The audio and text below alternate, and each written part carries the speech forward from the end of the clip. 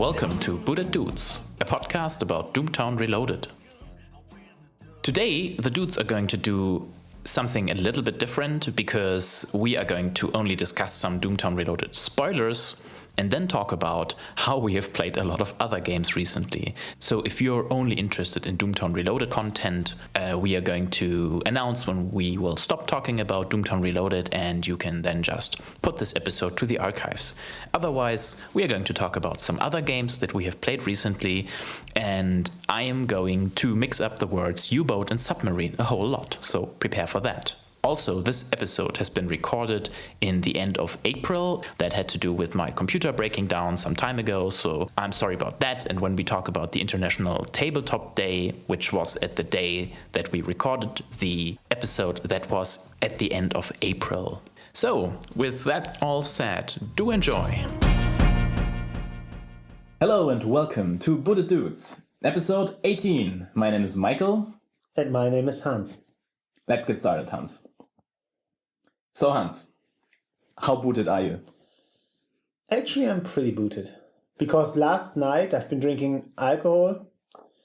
And it was a pretty rough day. So, with the kids. So, I'm booted. Perfect. As usual. Nice. And how about you? I'm booted too. I also did get a drink in yesterday.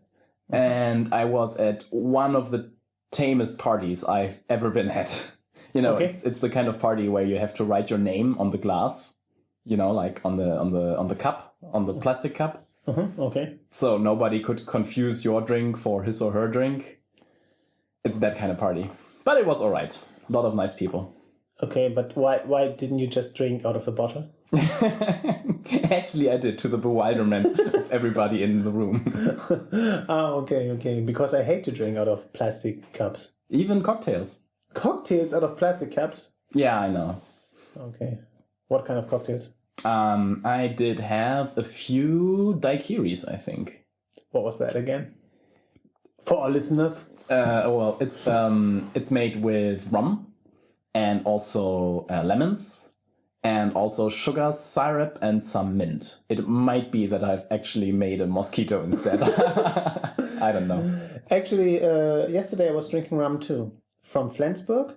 They've got a rum distillery because of the Danish, shout out to our Danish listeners, because of the Danish West Indies, former Danish colonies where they made rum. And that's why Flensburg was at the time still Danish. So that's why they have a rum distillery. Wow. Cool. I think I even heard about the Flensburg rum. What's its name? I forgot. But was it good? Yeah, it was nice. We just drank it pure without any Coke or something. But actually, I don't like long drinks with Coke. So what's going on in the Doomtown world these days? I think this is the part where we should give out a slight warning that this episode is going to be kind of unorthodox for us, in that it's not entirely going to be about Doomtown Reloaded, but we are going to talk about some spoilers, and then we're going to completely depart and change topic and talk about other board games that we play. Yeah, these days are mostly filled with other board games. Yep. We have been really lazy Doomtown-wise, and today is also a very special day for board gaming in general. It's International Tabletop Day. Yay! So actually, in what kind of sense? Tabletop in the sense of general board gaming, or Yeah, I think it's miniature gaming? I think it's probably all-inclusive, but it's, I guess, mainly board gaming because the International Tabletop Day is very closely linked to Will Wheaton and this YouTube channel Geek and Sundry that he's on. Oh, yeah. I don't think they're exclusively doing stuff, but oh god, we really should have done our research on this. Maybe they invented the International Tabletop Day. Maybe they didn't. But every year they make some special promos. You know, I think a few years ago there was a special edition of Dead of Winter that you could get on International Tabletop Day, where you could get some of the more prominent hosts of the Geek and Sundry channel as Dead of Winter characters. Oh, okay. Like Cool. Felicia Day, and probably Will Wheaton as well. I don't know if he had his own survivor or not, but Maybe he didn't survive. Maybe he didn't. But as a side note, everybody who likes board games should really check out Tabletop, the show that Will Wheaton does with a lot of different stars from the board gaming community and from elsewhere. And they just play games together and they have a great time. And it's really well done. Okay, It's I've like- never watched it. Oh, it's edited so heavily. You know, they explain the rules and then they start playing. And the first few turns are usually played in full. And then you get this kind of Rocky montage where you just see like each person's victory points go up or like some random moments that were really funny. And then when it comes to the very exciting bits, they slow down again. It's really well made. Ah, okay. So it's not like this watching people play board games where it's like extremely long. Oh because god, you're- when I see those Let's Play Kingdom Death and the video takes 3.5 hours, I'm like, nope, I'm not doing that. Actually, I was fast forwarding Let's Play Terra Mystica by the Germans, Hunter and Crown, and it was actually quite nice. And did they edit at all? No, but I fast forwarded a lot Wow. because it's like if you're sitting next to them and not playing, and that's kind of boring Yeah. per se. Well, I can imagine. They are not boring, but it's boring per se to watch other people play without any kind of, like you say, but without any kind of special editing. Because in board gaming, not every moment can be golden. You know, there is like those really memorable moments that you create together, but it's not every moment. That would be impossible. Definitely not. And it's so tedious sometimes to watch other people grind through the part that is not. Or like some person checking on the rules. Going Yeah, like, yeah. oh wait, I think I got it. Nope, I don't have it. So let's talk about the spoilers. Yes, we are blatantly stealing 2 spoilers that have been online on the Facebook page of Pinebox Entertainment. They have released more than a few spoilers, and parts of those spoilers have been going to other media outlets that do or don't pertain to Doomtown Reloaded. But we have just snagged out those spoilers that they have released directly, so we try not to steal the thunder of any other Doomtown-related internet entity getting spoilers, you know. Okay. Am I talking like a paralegal? I don't know. Okay, so who starts? You start. I start. My spoiler is a dude. His name is Zeb Waitley Dupont, and he is a 7 of spades. He is a 2-draw, 0 influence, 4th ring dude, and he is a Huckster 0. He costs 4 to play, and has 1 Ghost Rock upkeep. And his ability reads, if your outfit is 4th ring, Zeb is a stud, and while he is opposing a dude with grit 11 or higher in a shootout, he cannot have less than 2 bullets and cannot be changed to a draw. That's it. What about this card? I really like the design that they are going wider in scope, because there's already a lot of hucksters and a lot of good hucksters as well. And so it's kind of hard to create new hucksters that are neither stupidly powerful nor superfluous, and you don't play them. So what does this card do? It helps you take on the really, really big dudes that usually mess with your stuff. For example, if you play a deck that has, I don't know, maybe Young's Mechanical Skeleton, and other ways to increase the grit of your dude, or just plays like really expensive, really strong dudes, and then they have cards like Sun in Your Eyes, or Like Voltron decks.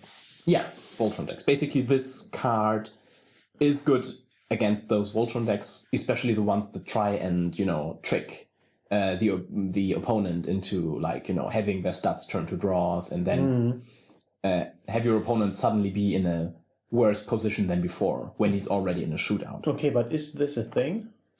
Voltron together with those cards? That is the thing. I think the most scary deck in terms of having a shootout and then suddenly it goes really, really bad is when you play against stuff like the 108 Bandits. You know, when they start a shootout with one dude and you think, well, I can take on that one dude. And then he gets all this passive bonuses. And then also he has like all these cards in hand, you know, like you're unprepared. And also there's the Sun in Your Eyes. And also, you know, this and that and that. Rabbit Kung Fu? Yeah, stuff like that. Yeah, okay. And I think the problem is that these decks don't have a grit of 11 or higher. they don't. Because the grid doesn't change because of the passive bonuses. No, It's just +1 in the shootout. when it says you have a +1 stat bonus, that's not part of your grid. That's correct. Yeah, it's just, yeah. So it doesn't really help against those decks and stuff like Taking You With Me. the card is relatively cheap. And he can have some spells. If you got a spell-focused deck, it's okay to keep him in the deck, and then he's a two stat is always good for 4, I think. Because let's face it, you will only play him when you are 4th ring.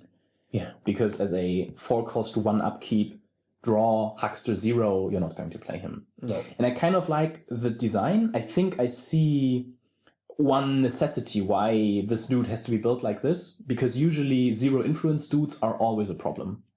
Like in the early days of Doomtown, you had Angelica Espinosa, who is a 2-stat, I think, 0 influence. And the problem is everybody plays her, because you don't get penalized at all if your dude doesn't have influence. That's right. So he's bad for he's just bad for everybody, and that's why he can have 0 influence. Outside of his own faction, he is significantly weaker. Yeah, and that's why he's so cheap. Yeah. Yeah, so this is actually quite good. Do you think it's a flaw in the design of Doomtown? Add an extra text to build such kind of dudes? Well, I think inherently, because you can never start dudes outside of your faction, it's not as big of a deal, because there is no way that you can get a really degenerate combo right off the start. You know, you cannot build a deck with a dude from another faction and then count on that dude being in play so you can do this weird interaction that wasn't designed to be like that.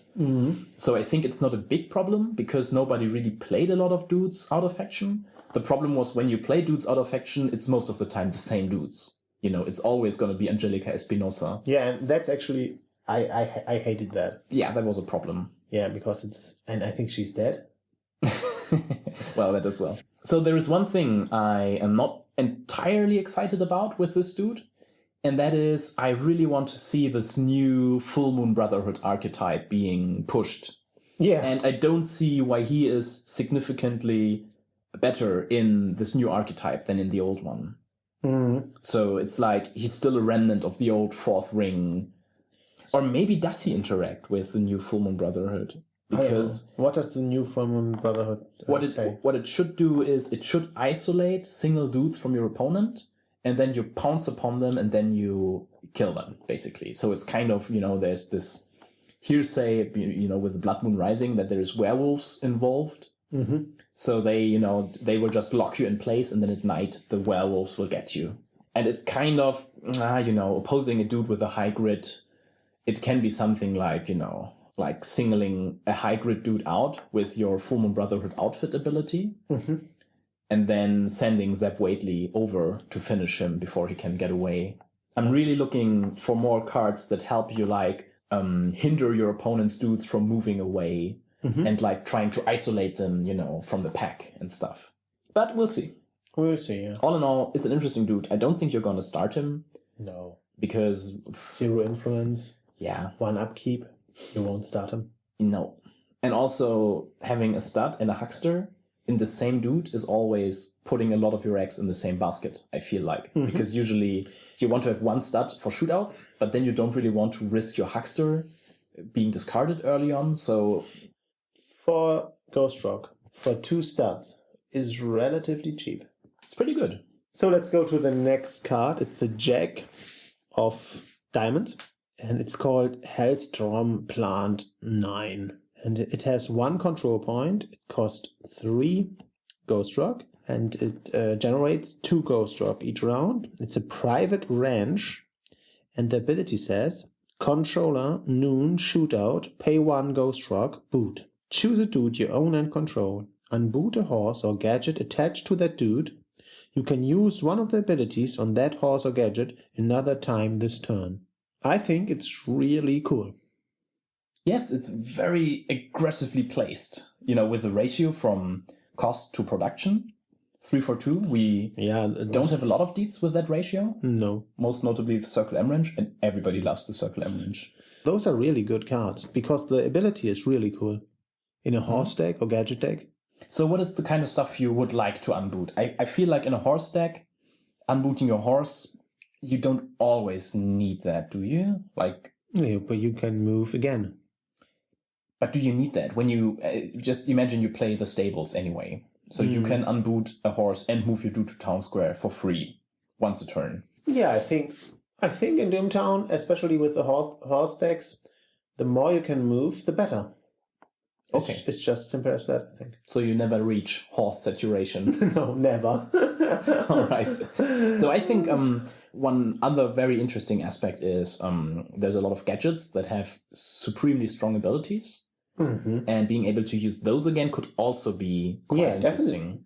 Definitely. So I don't think ever that the plasma drill will become viable. But if it ever did, it would with this card. It's for the plasma drill deck.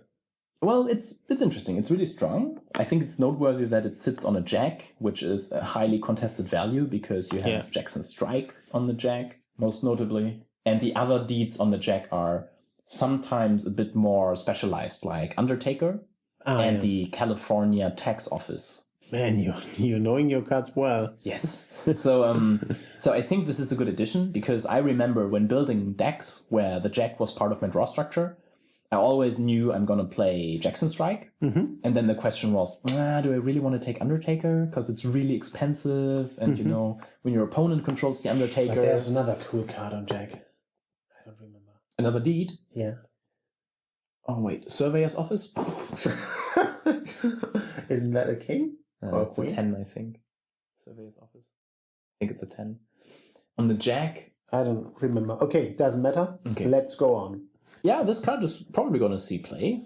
So for me, like the flash is like a big part of any game. And that's why I despise people. No, I don't despise people. That's why I despise people. Full stop. I despise decks where you play like dead Doomtown guys.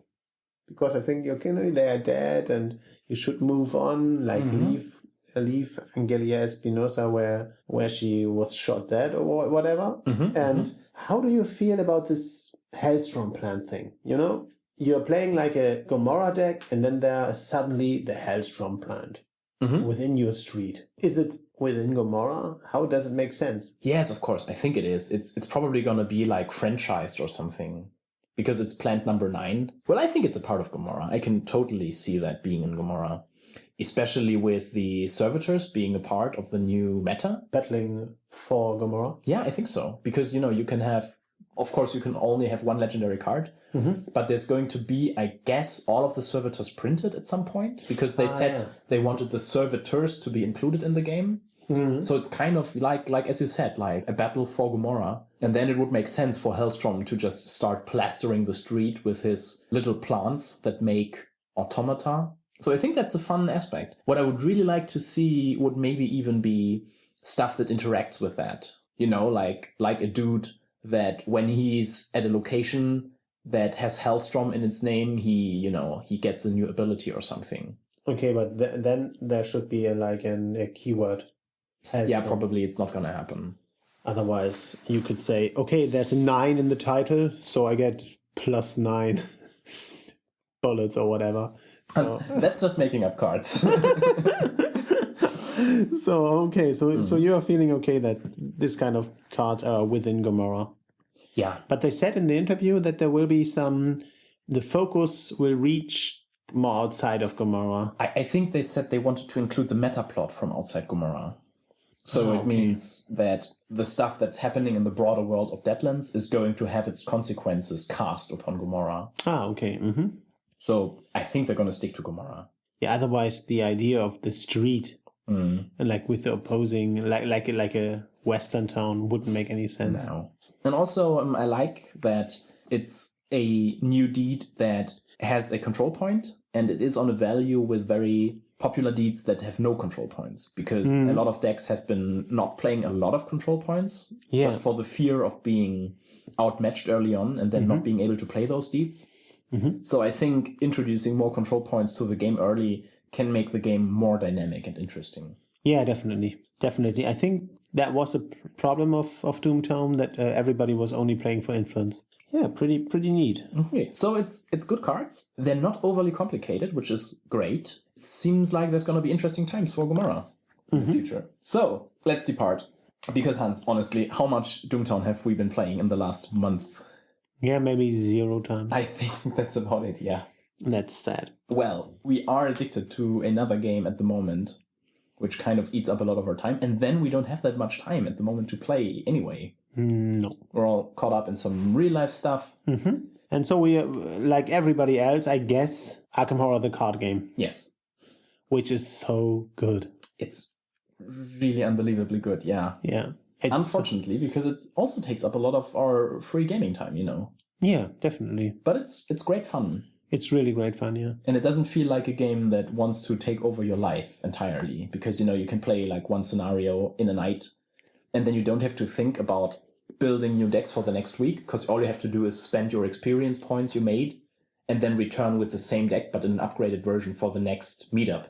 Yeah. So it's like, I remember when I was playing Netrunner, like sometimes not being able to sleep at night because I had to think out like, what can I do against this deck? Do I need to build a new deck with these new cards and stuff? Mm-hmm. And it doesn't feel like that in Arkham so much because your deck is pretty much locked in for the whole campaign. Mm-hmm. And the decisions you make during the campaign are always very small decisions. And it's kind of liberating not having to spend an hour before I go to your place building a new deck because it's kind of taking a toll on my mental capacities. And I think the decks aren't so streamlined because you get extra allies from the scenarios, mm-hmm. and they are like there's some weird stuff happening, and you have to accommodate to outside cards like entering your deck, which you can't influence, and you have to make use of them. And I think it's really what they were trying to do, like that players are telling a story together, mm-hmm. is like really working out. Yeah, I was extremely skeptical about this game, mm-hmm. because in the beginning, I had like this idea in my head. So we are in a room now, and oh look, I have a Tommy gun, and oh look, you have a book, and oh, there's suddenly a ghoul in the corner of the room that we haven't seen before. Mm-hmm. It seemed so like random, mm-hmm. like the old Arkham Horror board game where you went to a place. Or the new Eldritch Horror. Yeah. And I don't know about the events in Eldritch Horror, but in Arkham Horror, you went to Ma's boarding house and you didn't know if she was going to give you a pie or if a interstellar creature was going to pounce upon you. And it was like, it's so inconsistent, Yeah. But at the time, it was fun too. Yeah, I liked it. Yeah, I liked it as well. Me too.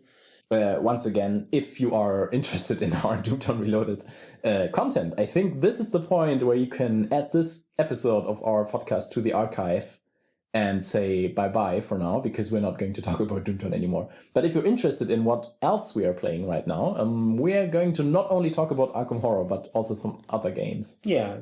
We both like the Arkham Horror card game. Mm-hmm. We play it together right now, which is a fun campaign. Yeah. Going through the Dunwich Legacy campaign. And also this game I play a bit solo as well, because it's just so good. And I haven't been playing solo for a long time. Me neither. Like Lord of the Rings. Mm-hmm. I played that solo. But I think the combo aspects and that kind of things are in Lord of the Rings like harder than in Arkham Horror. Arkham Horror is more, you can make the decisions within, doesn't depend so hard on your deck. I think in that regard, Lord of the Rings is harder.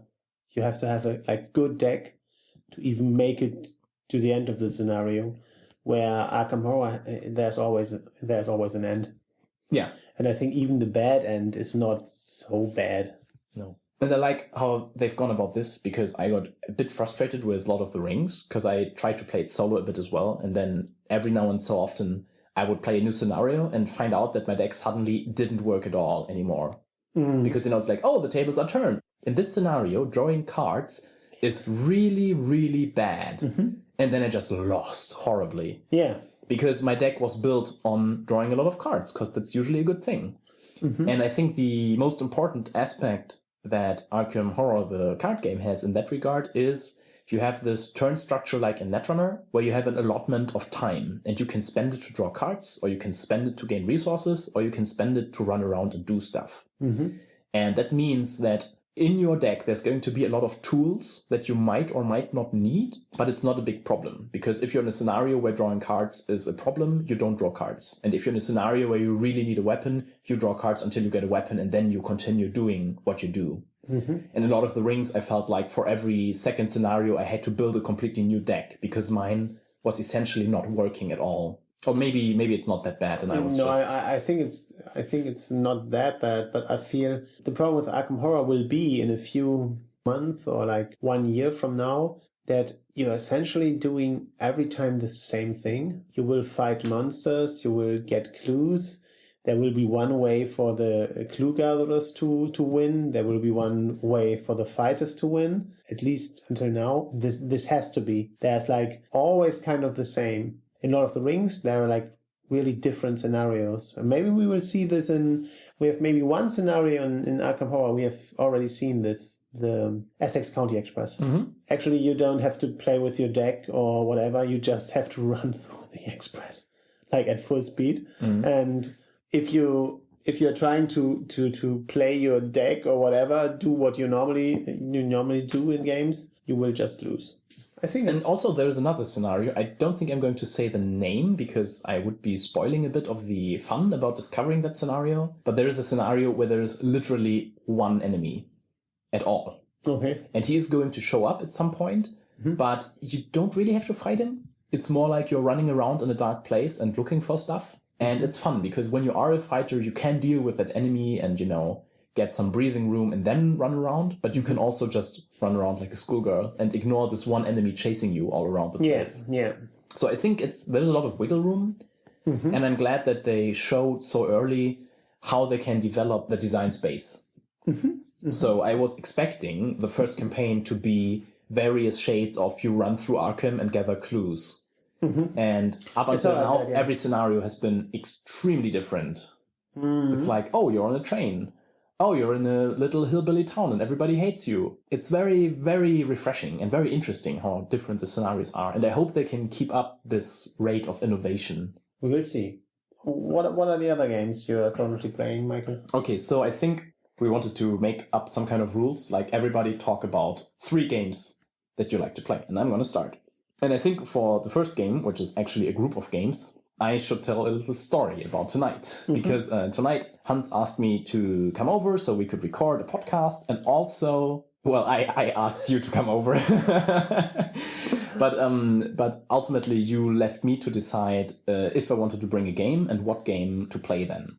Mm-hmm. So what I did in the last hour before I departed from my home was I ran through my collection of war games because I have quite a few war games at this point and I like them all and I love them to bits. And I would open up every war game, go through the 30-page manual, would skim read it again, spending 5 to 10 minutes remembering, that's the rule. Oh, I see now. This is how this game worked. Mm-hmm. Then I would take some of the chits, like have some Russian infantry or a German tiger tank in my hand or something. And then I would just pack everything back up and think, oh God, no, this game is so complex and I am tired and Hans is tired and we're not going to have a great time. So it's not a game for the evening. No.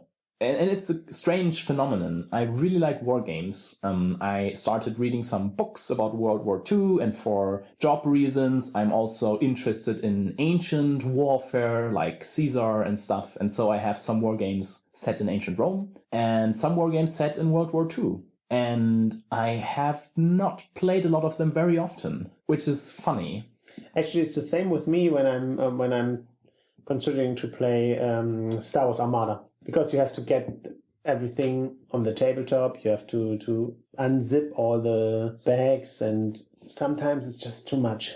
You're let's just play some like cool game just with cards, fast game, and you will have like maybe the same amount of fun. Of course, it's a different experience, but the fun level is like, I guess, the same. Yeah. So so my first board game is actually all of war games. Just to name a few, if at all there is anybody who likes war games out there listening to our podcast, my most recent purchase is Combat Commander Pacific, which is a interesting war game because it's card driven. You have like your chits on a hex map, and they are a troop of Japanese soldiers with a flamethrower or something. But then you have a hand of cards. And this hand of cards, you can use every card in different ways. You can use it for basic orders, like move your troops or attack someone.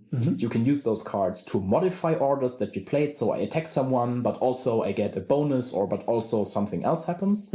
And then your deck of cards is also how you resolve die rolls, because on the bottom there is random die rolls on the cards, and whenever you make a die roll, you instead flip a card. So in the long run, your die rolls are less random because you're going to cycle through your deck and you're going to get roughly the same results, because the cards. And the fun thing is that due to the nature of the card, you can end up really screwed, which is something I also like in another light war game, Memoir 44. It's like sometimes you banzai charge with your troops out of the woods and then you run out of movement cards and you're like, oh god dang it.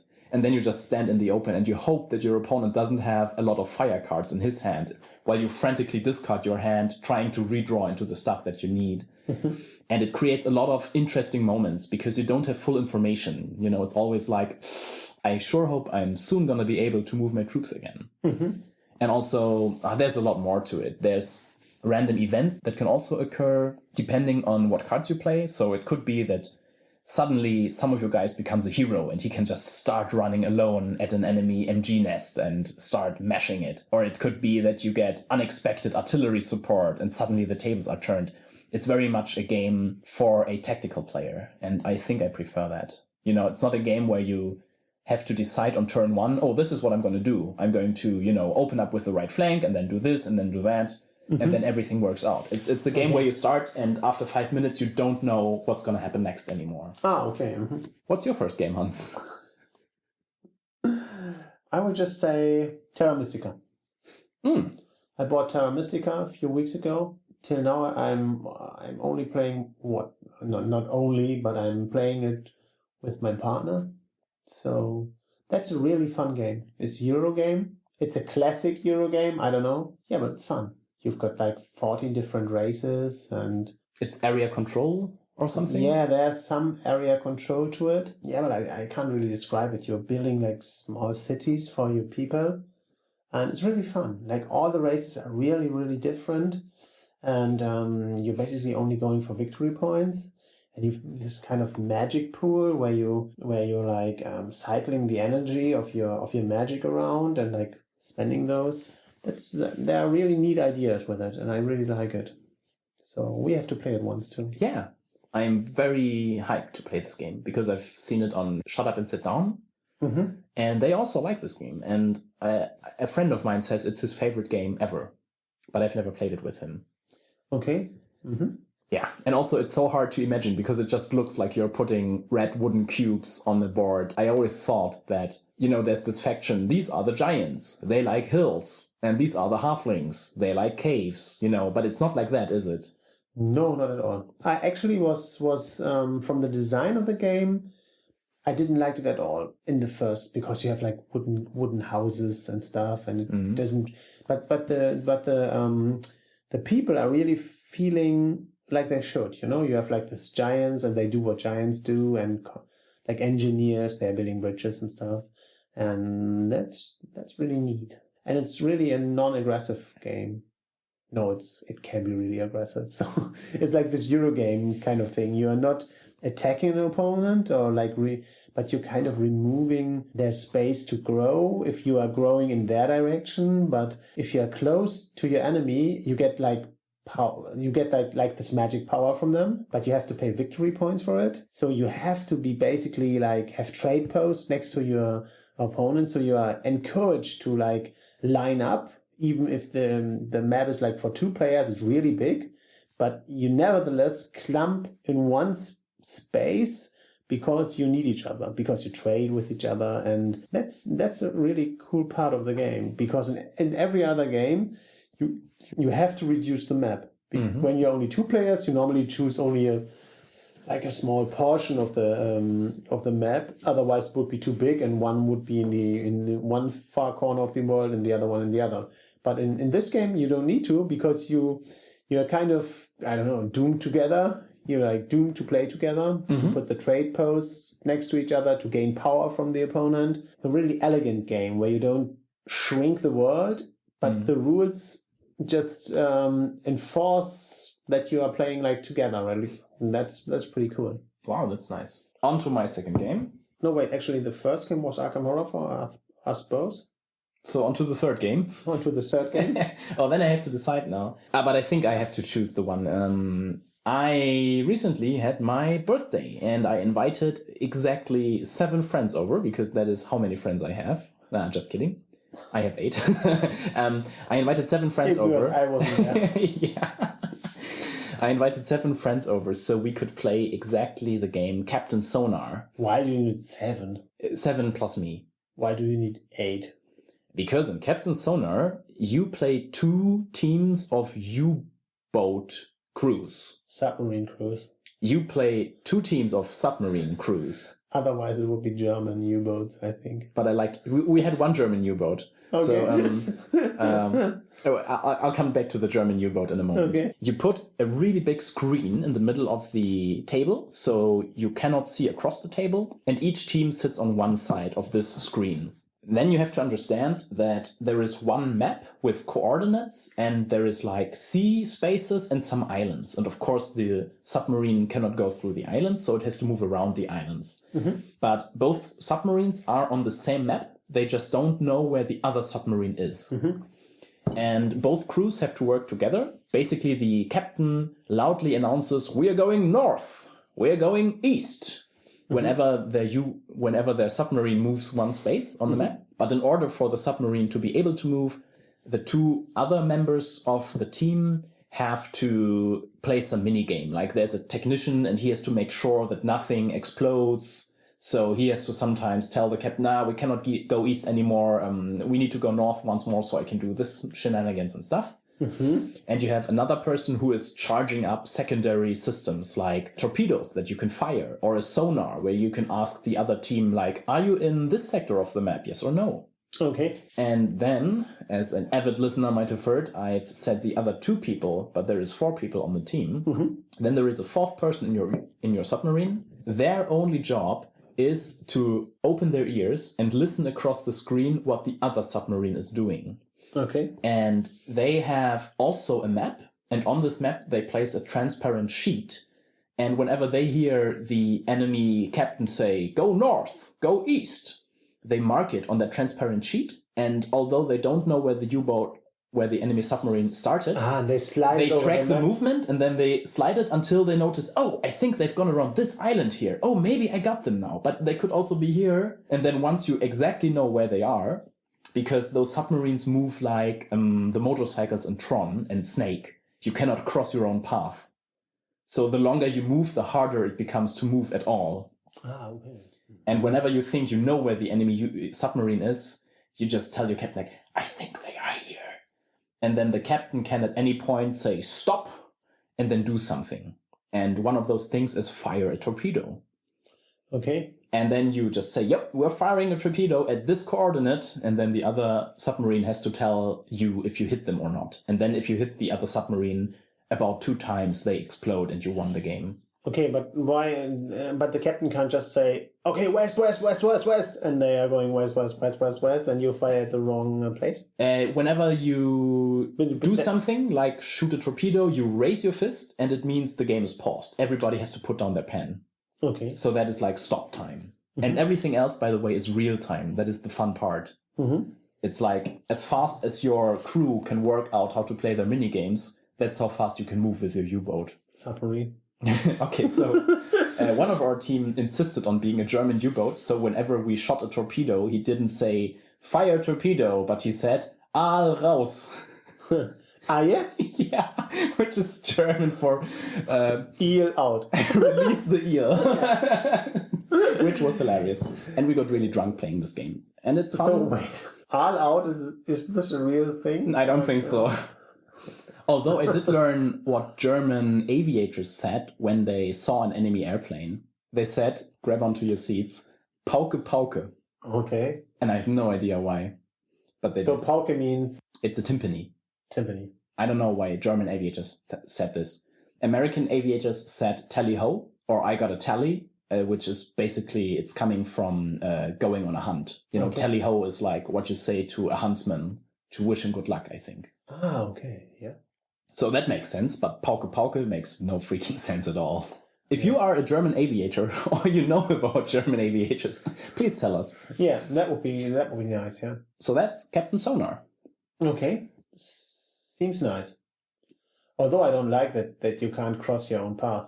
Well, there is more to that. At any point, you can surface your submarine. Okay. And the problem is you need to tell your opponent roughly where you surface. So you say, like, we are surfacing in Sector D. And then for the enemy team, the game goes on. So they can move in your direction. And when they know where you are, they can shoot a torpedo. And you have to play a really stupid game. There is like a picture of a submarine on one of your sheets. Mm-hmm. And you have to like draw circles around some parts of the submarine. But you have to do it really carefully because you cannot cross some lines on it.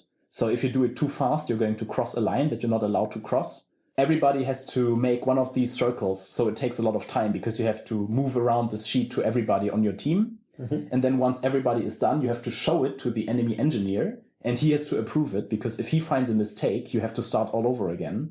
Okay. And then once you get back, you have finished surfacing, and you can erase your whole path, so you can start all over again. Ah, okay, that's cool. But usually by that time, you've already exploded.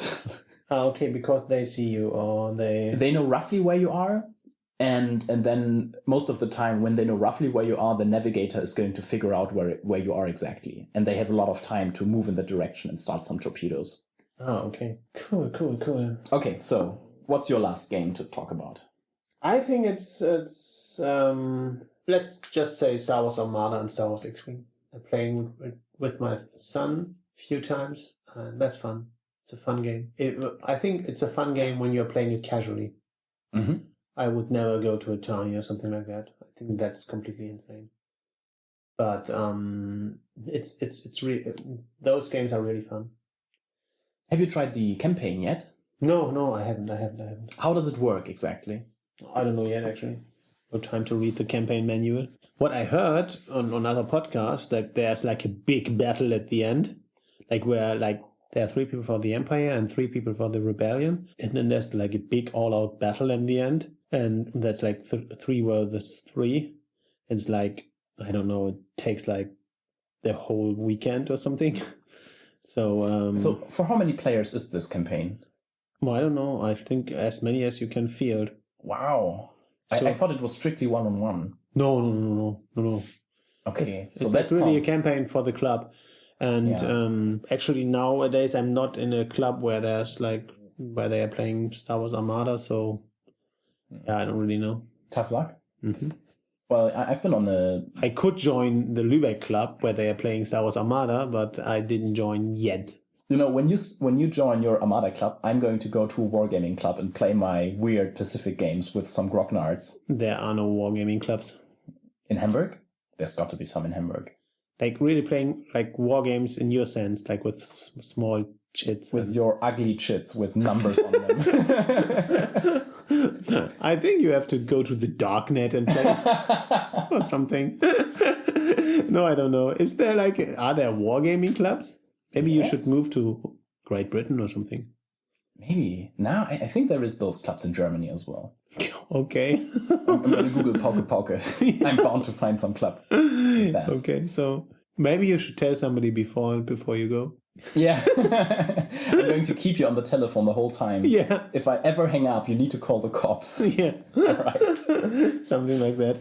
So yeah, I don't know. Mm-hmm. We should play Star Wars Armada again. Yeah, sometime. I really like that. I'm really sorry. I haven't been extremely fond of X-Wing for some reason. I don't know why. But Armada, I could get a feel for, moving these really bulgy big ships that can just turn so slowly. Armada is far more strategic than X-Wing. X-Wing is like really quick and dirty.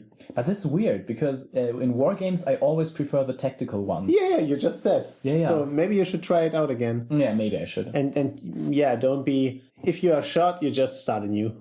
It's not like... because it's really a really quick game. Do you have all the ships? No.